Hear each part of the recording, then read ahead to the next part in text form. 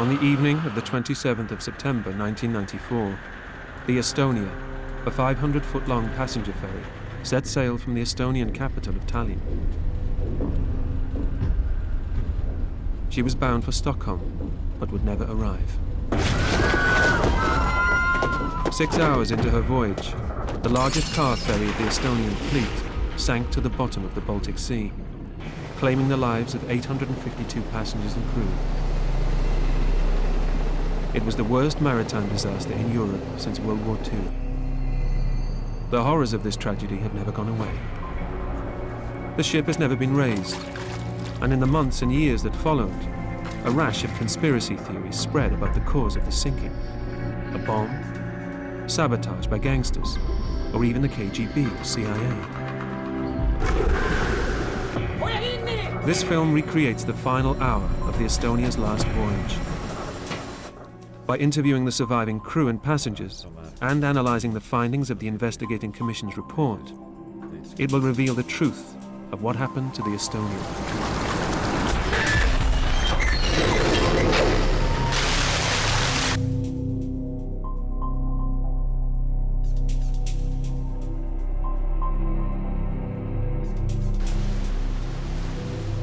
Shortly before 1 a.m. in the early morning of September the 28th, 1994, the Estonia is pitching against the heavy sea.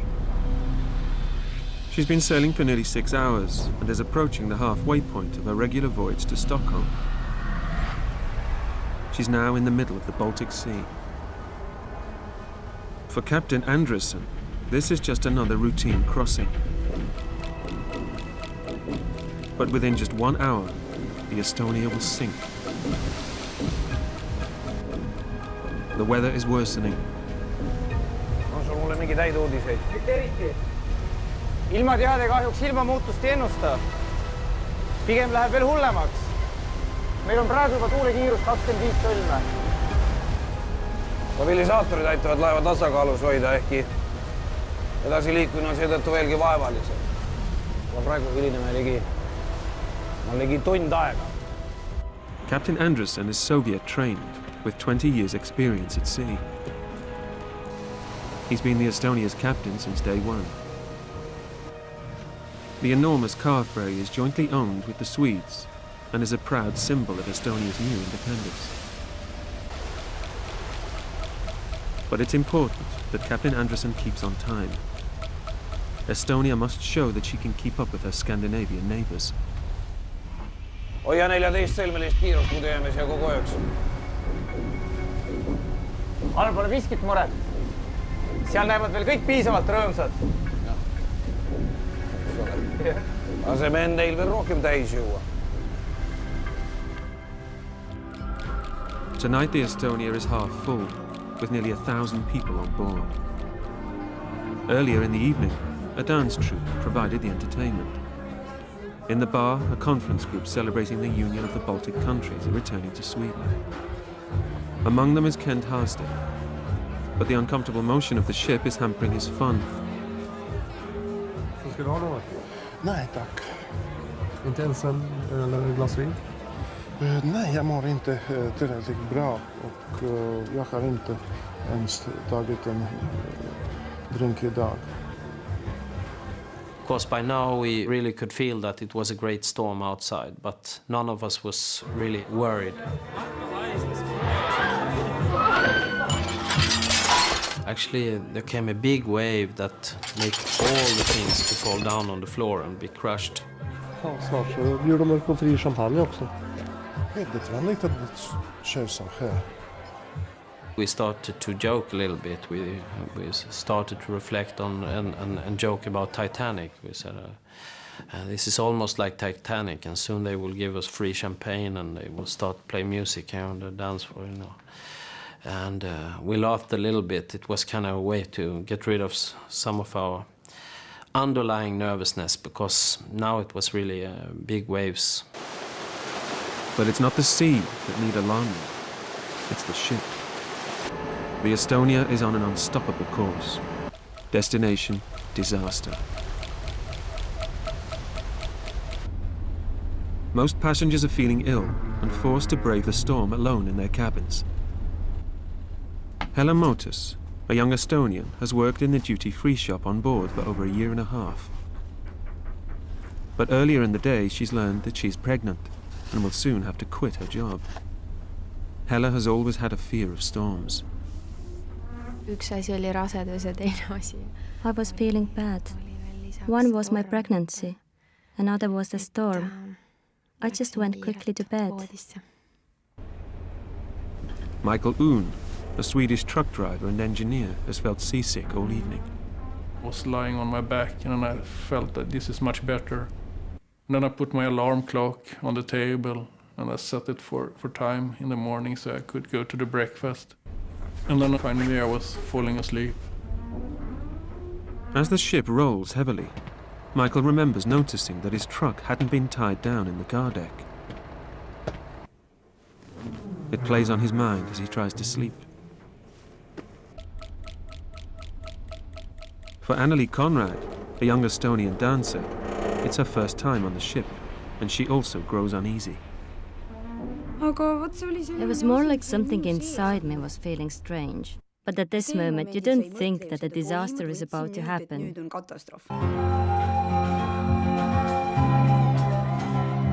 Until now, Annelie has had little time even to notice the storm.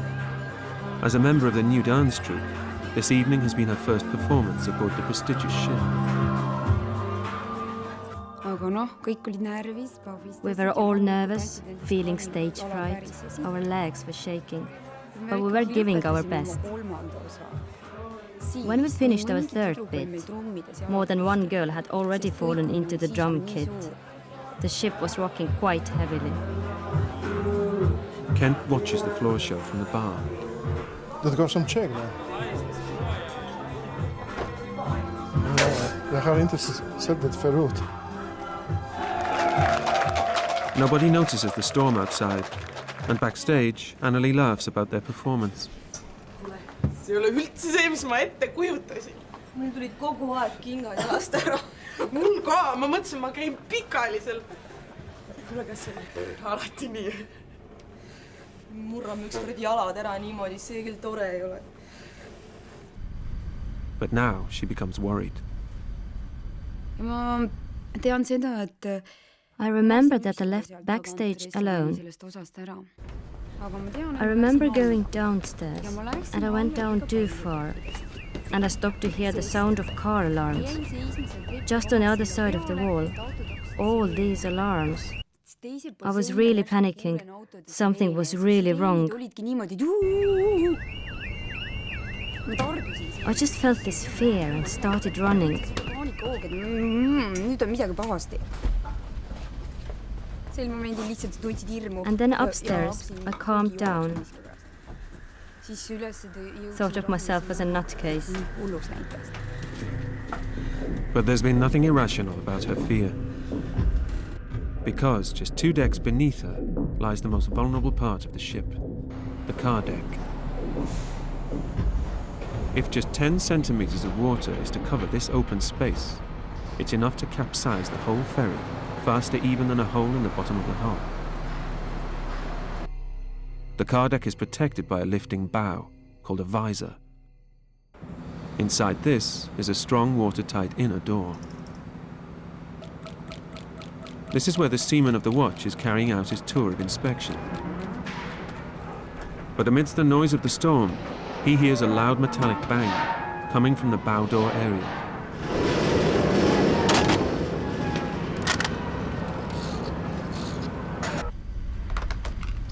Jaa. Olen autotekila, siin alles käis õudne prahmakas. Sa näed midagi? Kas kõik lukud on omal kohal? Ei, ma ei näe midagi erilist. Mine ja kontrolli kohe üle. The bang is the first sign of something going wrong. Within 24 hours, a commission made up of officials from Sweden, Finland and Estonia will be set up to investigate the events and circumstances surrounding the Estonia disaster. The commissioners will work their way right back to 1980, when the Estonia was built for the Finnish Viking Line by the renowned German shipbuilders Meyer Werft. The Finnish authorities had granted it an A1 certificate, fit to sail anywhere in the world. Its attractive flared bow gave it an elegant line, but this will help to create an ugly disaster. The Baltic Sea is notorious for creating short but sharp waves. Only months earlier, such waves had broken off the visor from the Estonia's sister ship. But the shipping industry didn't consider to check the Estonia's identical design. This accident is about to happen again, to the Estonia. Hoia silmad kõrvad lahti, kui peaks veel mingeid kaebusi tekkima. Ja kui ta seal all midagi leiab, anna kohe teada. As Captain Anderson's duty ends, he hands over to his second officer. Hyvä. But no one realizes that the locking pins in the giant outer bow visor have been damaged by the heavy sea and are now breaking off.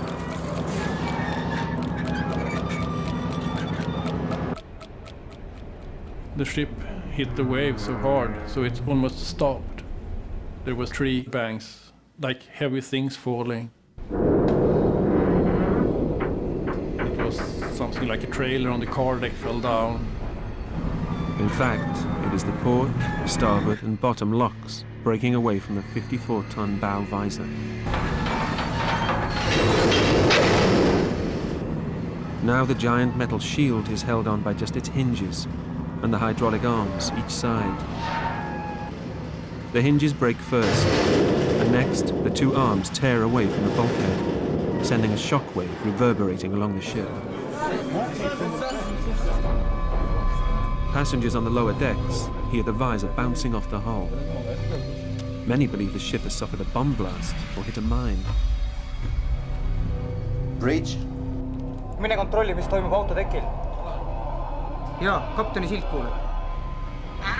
As the commission will later reveal, no one on the bridge realizes that the front bulkhead of the ship should never have been passed by the shipping authorities. There should have been a greater distance between the visor and the crucial inner door. The falling visor pulls open this watertight barrier, and water enters the car deck. Now the design flaws of the ship conspire against Captain Anderson's crew. The warning sensors do not relay to the bridge that anything is wrong. And because the Estonia has extended superstructure, it's impossible for the officers on the bridge to see that the visor is even missing. The closed-circuit television showing the car deck is located behind the officers in the chart room.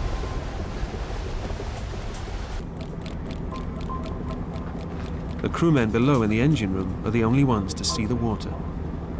Thinking it's just rainwater, they switch on the pumps to clear it. They don't bother to contact the bridge.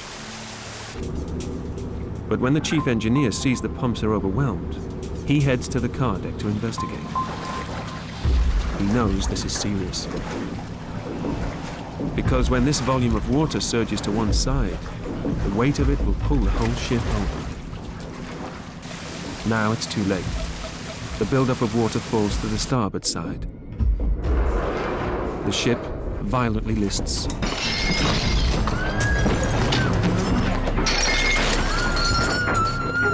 It feels like that very moment was a long moment.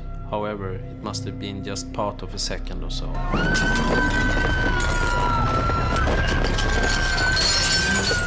I was actually hanging on the rail, and I could look down on all the people who actually fell all the way.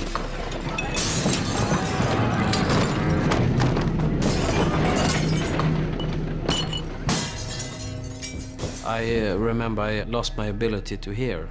Very strange. I could hear my pulse. I could hear my heartbeat. It went very quiet, and people just tried to take in what is happening.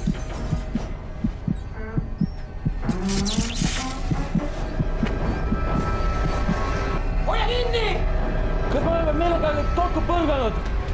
Mine ja kontrolli uksed üle! Need on rohelised, need on kinni! Mis kurat see nüüd oli? Mis teha? Kontrollige ballast! Pumpa ballast vesi teisele poole. Kogu vesi. Hannes, a junior working down below in the engine room, hears the instruction. Kuna But we had already filled the portside tank, so there was nothing more we could do. As Captain Anderson tries to struggle back to the bridge, most passengers are awoken in their cabins. The Lindstroms are returning home to Sweden from a holiday.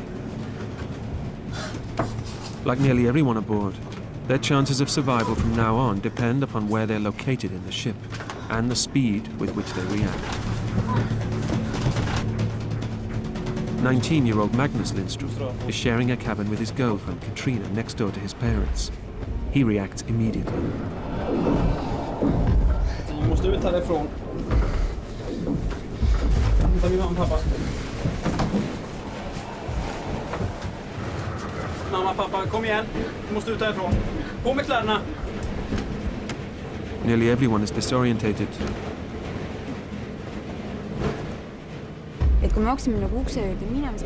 We had to pull ourselves to the door.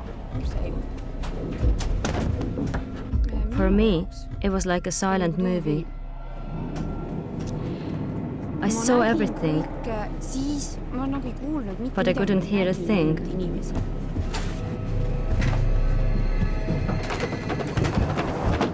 Michael Un's cabin, also on deck 4, slants downwards. I said to myself, now I must go out and find out what happened. And then I found my camera, put it in one pocket. The seaman of the watch, who'd been sent to re-inspect the car deck, is unable to get any lower than the 4th deck. All on suur kaos. Inimesed alumistelt tekivad, jooksevad üles. Nad ütlevad, et vesi tuleb sisse. Hella has had basic training for an emergency. Such a shock. Ja noh, kuna ütleme sellest õppehäiretest ja kõigest oli I remembered from the training to put more clothes on. Et tuleb ennast võimalikult palju riidesse panna, siis I took all I saw and put it on. Then I started to climb out of the cabin. Water was behind the window already. Vesi oli juba akna taga. Kajuti ukse. Climbing by doorposts towards the exits. Any misstep meant falling into the next cabin. Captain Anderson and his crew are now faced with having to make instant, desperately difficult decisions.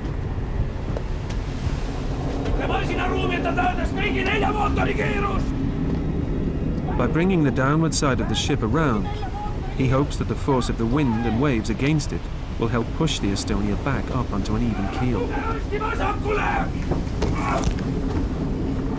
It's a tragic miscalculation. Because the furious sea now floods the lower decks at the rate of 20 tons a second, forcing the ship to list more heavily. Magnus leads his parents and girlfriend to the stairs. For the 1,000 people aboard, the central stairwells are the only escape.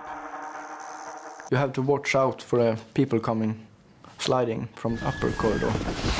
So I run very fast over that hole. At the other side, he meets Michael Vad är det som händer? Vad ska vi göra?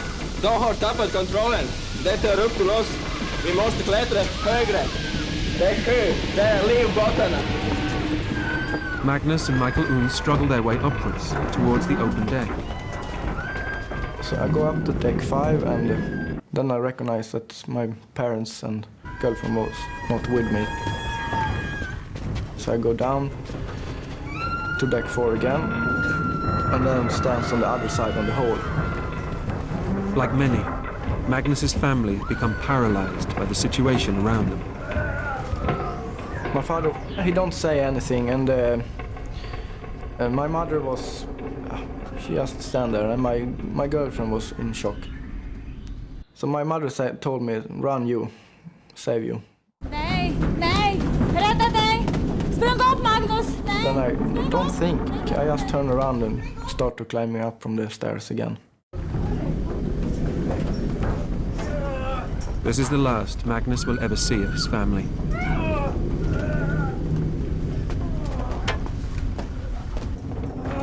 Anneli soon discovers the perils of the hallway.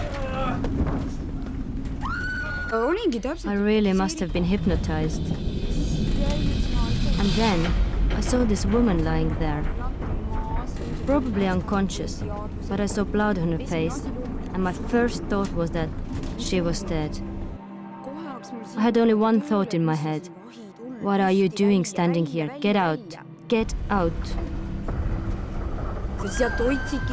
You were holding on, and saw others who couldn't hold on anymore.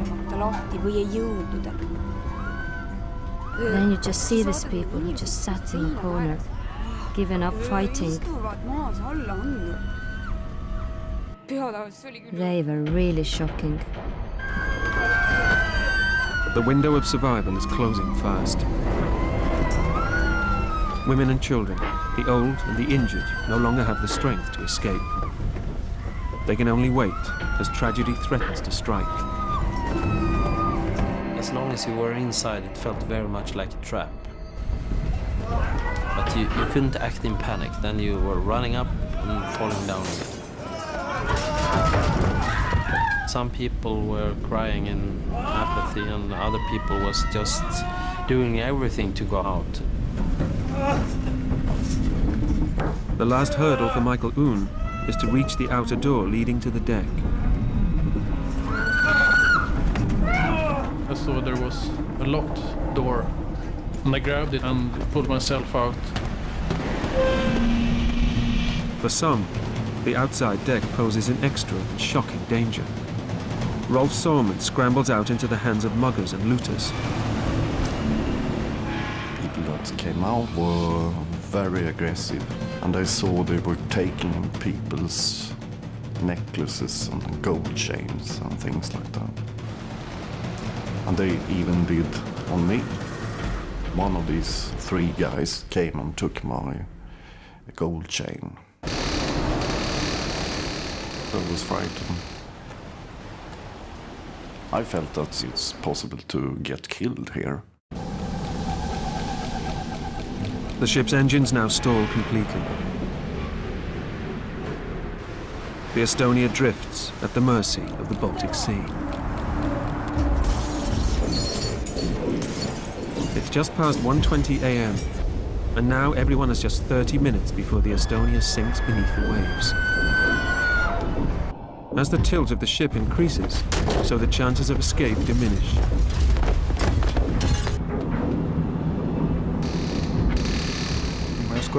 At one moment the main engines stop.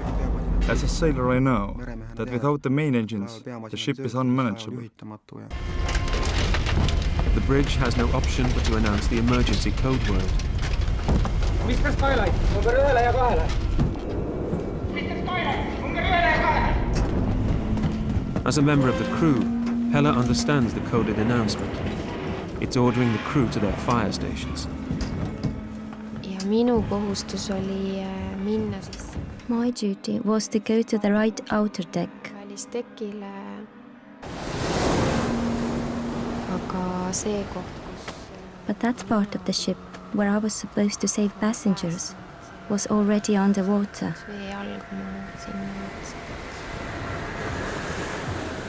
Because of the panic created by the extreme list, no organized evacuation is announced. During the Commission's investigation, the lack of a planned evacuation was highlighted as a failure of the crew. Over the next 30 minutes, many hundreds of people will die trapped inside the ship.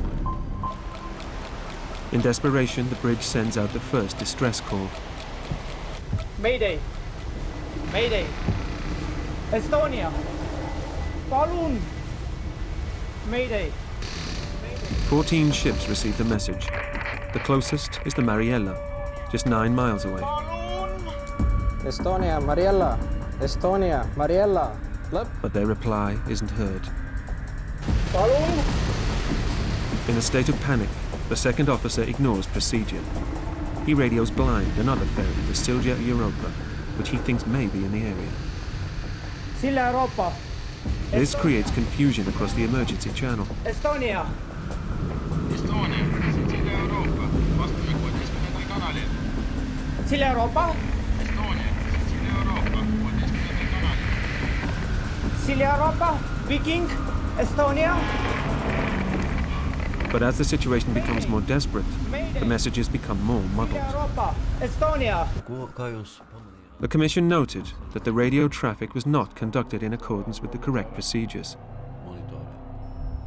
Now the Mariella joins in the confusion of messages. Estonia, Mariella, lõpp.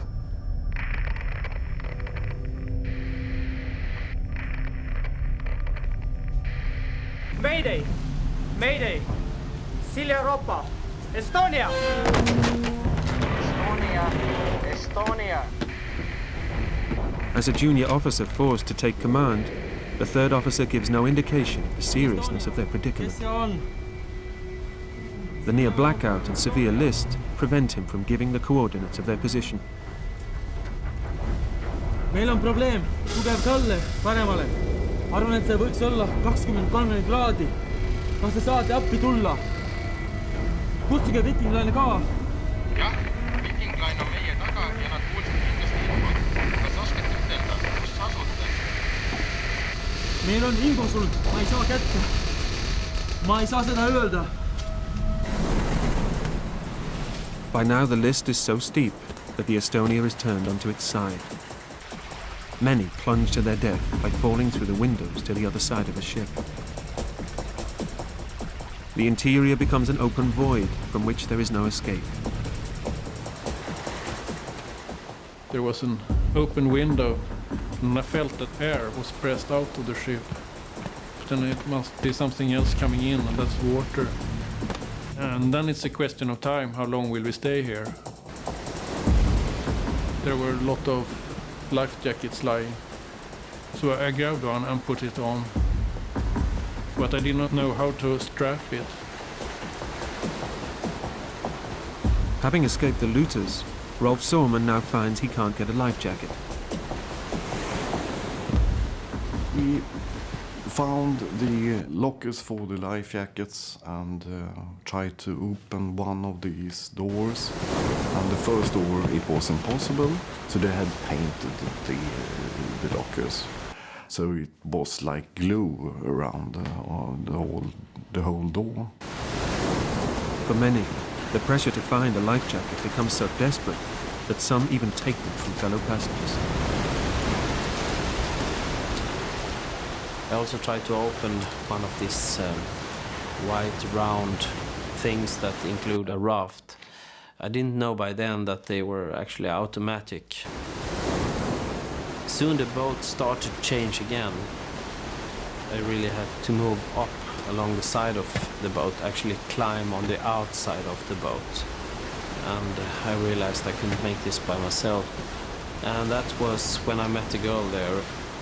I introduced myself to this girl. Her name is Sarah. So I said, my name is Kent. Would you like to cooperate with me so we can help each other through these challenges that are ahead? And we made a kind of pact there. Down in the engine room, there's nothing more that Hannes and his fellow engineer can do.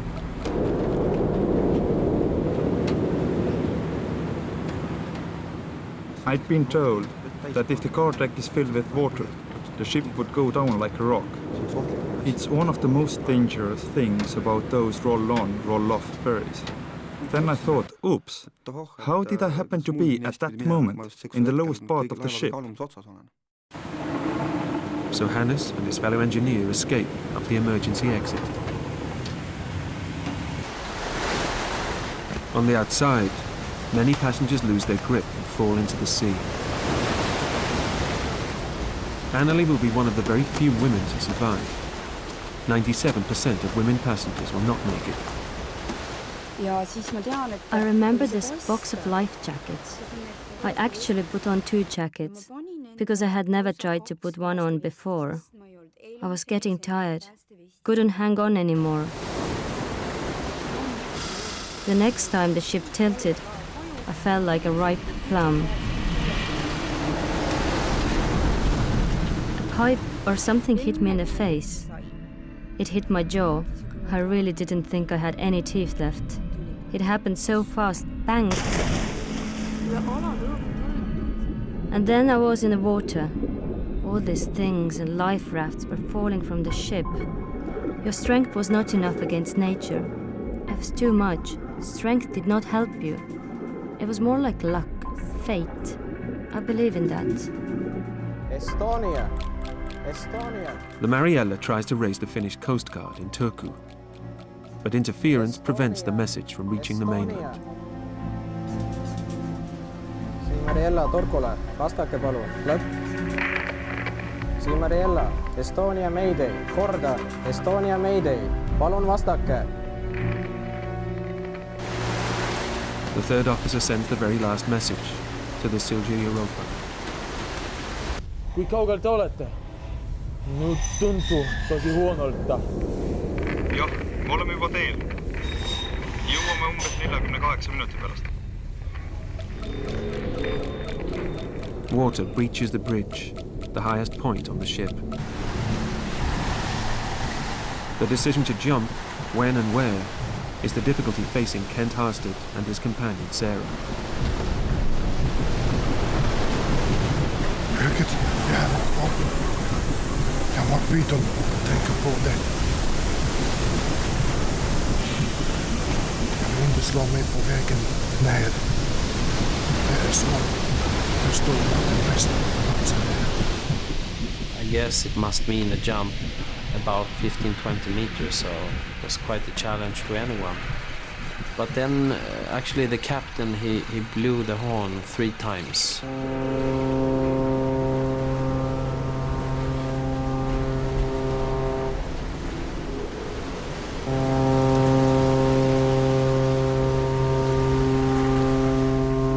We just hear the horn and the siren, and then the bridge crashed in the water.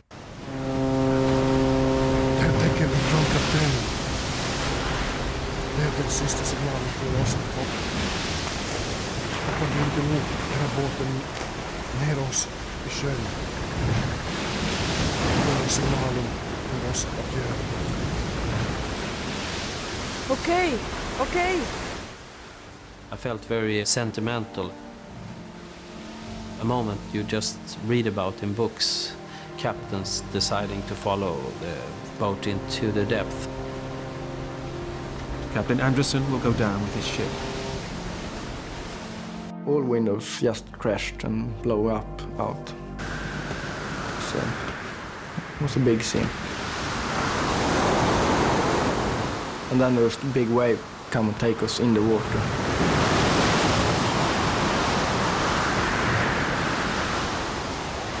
Överlever vid den förmakten gjorde vi arbete. Stockholm nästa vecka. Det låter bra. Vi gör det. It was half by decision and half by the boat started to turn again. We went into the water. We got something around our waists. I got some very heavy things that dragged me down. And after some moments of struggle, I just gave up. I felt that I won't make it. Instead, I started to take in water, and I must have fainted. And then next moment, I woke up at the surface. Sara, är det? Ja, det är jag. Vem är det? Det är Kent. Kan du rädda Glenn dig? Rolf Sorman and his workmate Ivan seize their chance. I felt that I was sucked down in the water. Even when I had this life jacket on, it was not enough buoyancy to bring me to the surface. So I had to swim away from Estonia, 100 meters or something, to get rid of this suction feeling. Because all the compartments inside the ship that was air-filled was now going to be water-filled. And it was like bubbling water, boiling water. But Michael Oon isn't letting go. He's managed to escape the sea by climbing right around onto the upturned hull. It was very surrealistic. The cabins now were down in the sea. The ship had tilted even more. Michael Oon scrambles up the hull to the stabilizer wing. now the highest point of the ship. I thought that if the help is on their way, there could be a helicopter above us. So then I remembered I had put my camera in my pocket. Then I just hold it in front of me and I was giving a flash up to the sky, maybe to help to see it. And then I saw 2 other ferries, so I hold my camera and then I pressed it again. Michael decides he can stay no longer. Now I was very lucky that I didn't hit anything that was floating in the water. I had no life jacket when I swam. I lost it when I fall into the water. Without a life jacket, Michael makes it to the safety of a nearby raft.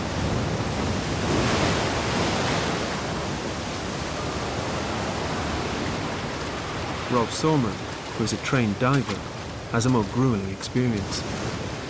He swims off with Yvonne, but soon encounters a group of passengers suffering from shock and hypothermia. There was some people that were more or less like zombies.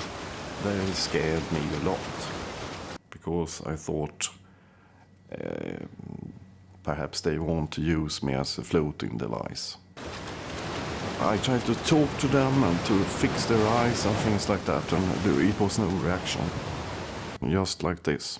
And they were alive. But they were quite shocked or something.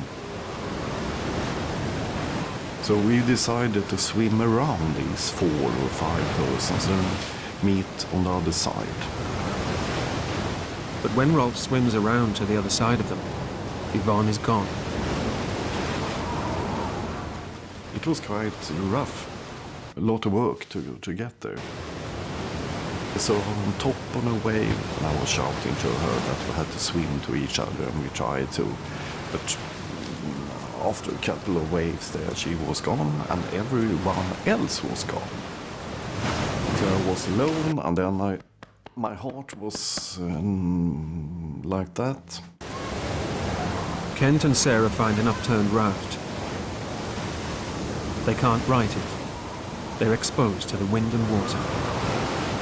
Every time a big wave came, we really had to try to do our best to stay on board. But even this is a safer bet than the alternatives. Rolf Sorman finds only a broken lifeboat to save him. It was upside down and broken in the front. And it was very low in the water. It was 2 young people, 2 boys and a girl that I could help up.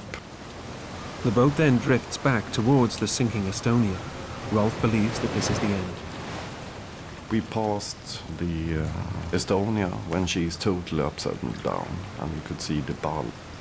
And I felt we were sucked into Estonia, and I thought, oh, shit, no, now I'm going to be sucked into the ship. Fewer than 300 manage to escape the sinking Estonia. Most remain trapped inside, or unable to let go of the upturned hull. The Silja Europa manages to contact Radio Helsinki, 20 minutes after the Mayday call.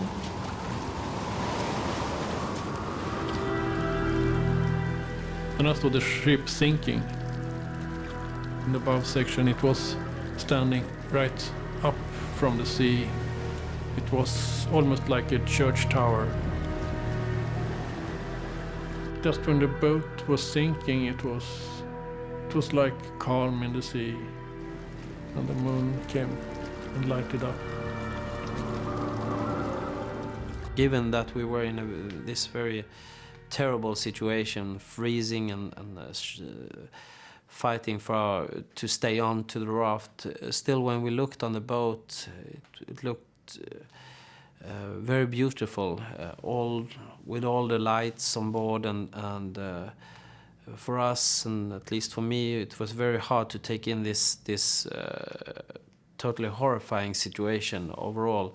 So it symbolized something positive instead of something terrible. And I guess the explanation for that is that it wasn't possible to take in what was actually happening. Näe, see on Estonia. Nende valgus kustub.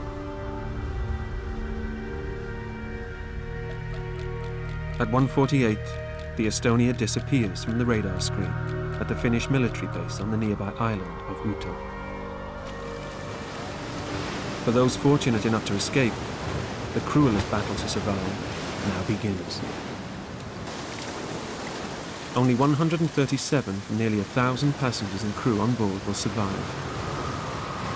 Even those lucky enough to find life rafts are likely to die from hypothermia. I remember one very fit guy. The cold just went in through his skin immediately into the bones. So from being approximately 20 in the beginning of this experience, in the morning we were 7 alive. Michael Un's raft is the right way up, but inside it there are still fatalities. There was one man mumbling, talking. So I decided that I will hold his head above the surface, so at least he shall not drown in the life raft. So I held him for quite a long time. Then I felt that he was almost getting stiff. Then I decided myself that he is dead. Having already lost his workmate Ivan at sea, Rolf Sorman holds onto the hands of a young girl across the hull of the upturned boat. For hours, he tries his best to keep her conscious and prevent her from slipping off, until a big wave crashed over them. She was taken away out into the sea. I couldn't hold her because I couldn't control my fingers.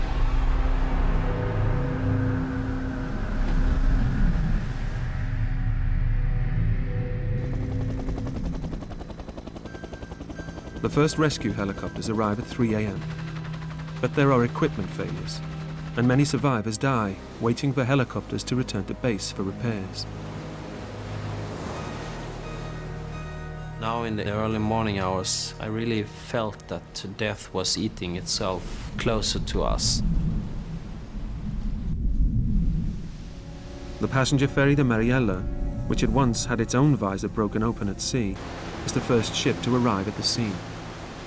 The crew rescue the first 6 survivors at 3:08 a.m. The person coming down from the helicopter, he tried to take the guy who was in the worst shape first, but he just panicked and he started to fight with the rescuer. So actually, when he was on his way up to the helicopter, he just started to panic and he actually fell down in the water again and just sank. By 9 o'clock, the last survivors are rescued. Kent Harstead is one of them. In total, just 94 bodies are recovered. The majority of the 852 victims remain trapped inside the Estonia. The Swedish government decided it was both too expensive and too insensitive to lift the wreck. In the coming months and years, that decision, and the wish to point the finger at anywhere but human error, gave rise to a rash of conspiracy theories, among them sabotage by the CIA or the KGB, or even by gangsters. But the Commission's exhaustive investigation and all credible eyewitness accounts disprove these. It's now clear that the sinking of the Estonia was the result of a chain of unfortunate events and mistakes that conspired with mechanical defects to ensure disaster. The 50-ton bow visor was reclaimed 1 mile from where the Estonia sank. Its poor welding and inadequate safety locks allowed it to be broken off by the heavy sea. The Commission's 3-year investigation revealed that all 3 countries had something to be ashamed of. The Finnish authorities had originally given the Estonia its A1 certificate, fit to sail anywhere in the world. Yet the bow had failed to satisfy the regulations. The Swedish and Estonians were responsible for maintenance and crewing. Yet survivors complained of doors being overpainted, life jackets which had perished, and faulty life rafts. The Estonian crew were criticized for their poor reaction time and evacuation. Now, Baltic countries take part in NATO exercises, where they rehearse for any such accident again. But on the night of the Estonia disaster, one of the ferries that had helped in the rescue, the Silja Europa, also built by Meyer Werft, damaged one of its bow doors and had to be repaired. Now some ferry companies have welded shut their visors, added additional watertight doors, and installed partitions that split up the car deck. But for the Estonia, it was too late. This is the most tricky question for me. What have I changed after the accident? And I think I take things more in shorter terms. I live more for the day. I'm not so stressed at work. If there's a thing that must be done, it's not that important that will affect my family life.